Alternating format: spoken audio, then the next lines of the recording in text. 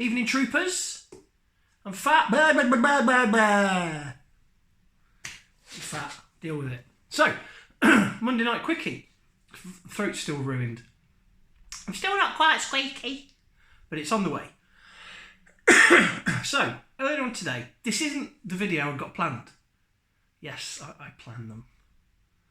10, 15 seconds sometimes before I start pressing the record button. Yeah.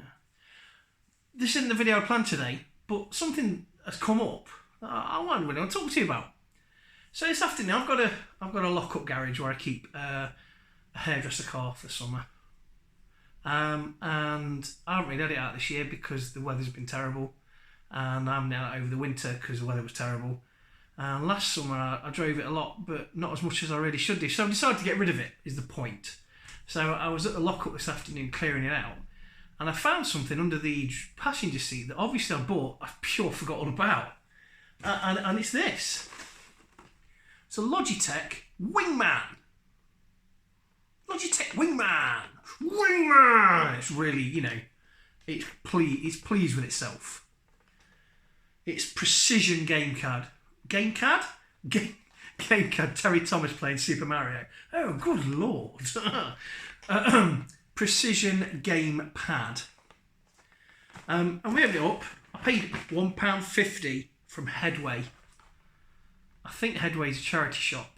Either that or my local brass shops doing like cheap gaming peripherals. Who knows? Ask your dad. So, it's in really good condition. It's got the manuals and instructions and tuck that came with it, and the box. The funniest thing about this thing, first of all, that's what it looks like.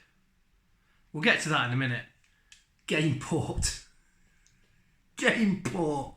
I just said earlier, ask your dad. Ask your dad. Game port. Oh, it's 5-volt though, so it's basically USB but not digital.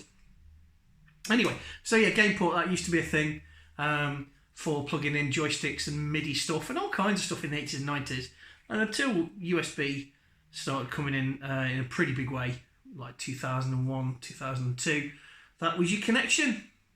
Game port. But, never mind that tut.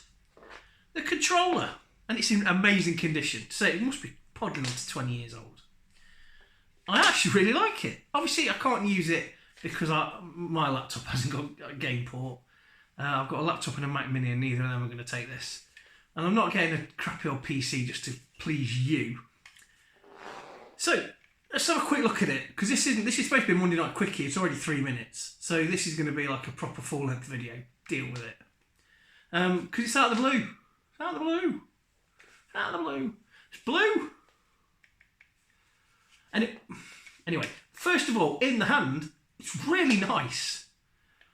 It's Logitech, so it's had a bit of thought behind it, but I tell you what, when they were doing the Ouya controller and that crazy lady, it's for the television. It's for the television. These parts are off the shelf. It's for the... Ask your dad about Ouya as well. But yeah, when they were designing the Ouya controller, they could have done a lot worse and just copied this and put a couple of analog sticks on. What I really like about it is it's quite wide. In fact, I've got a PS4 controller here. Look at that.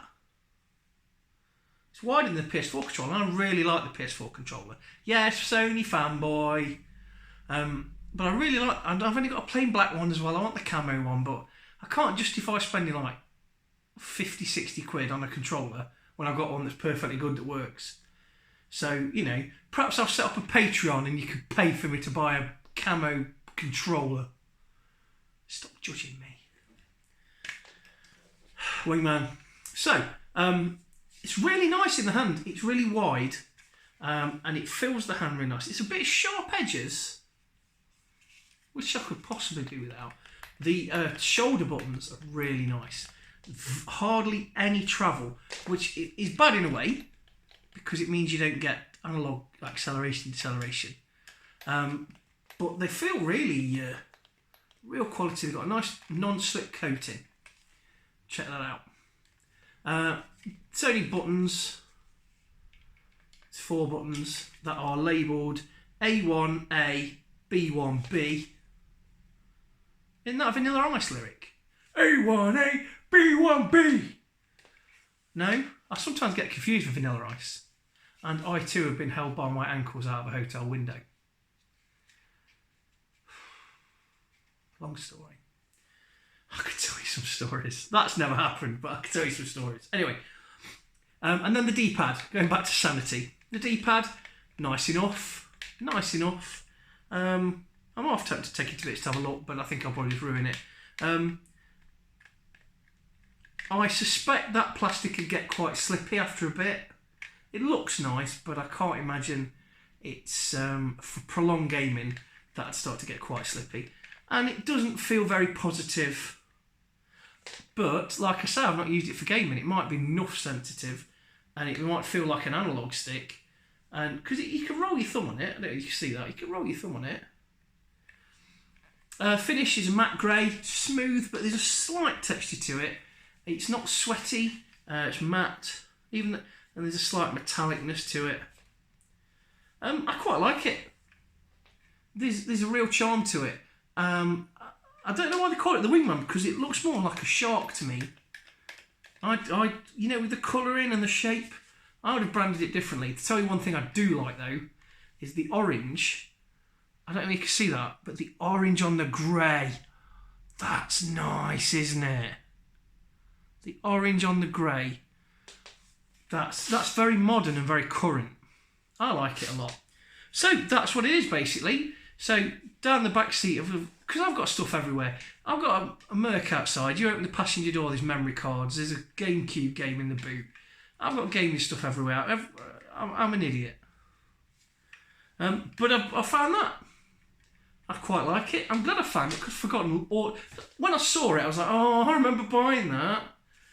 But I'm not going to do anything with it. But it's a nice object, and I collect oddball controllers, as you know. And that's a pretty oddball controller. Thanks for watching.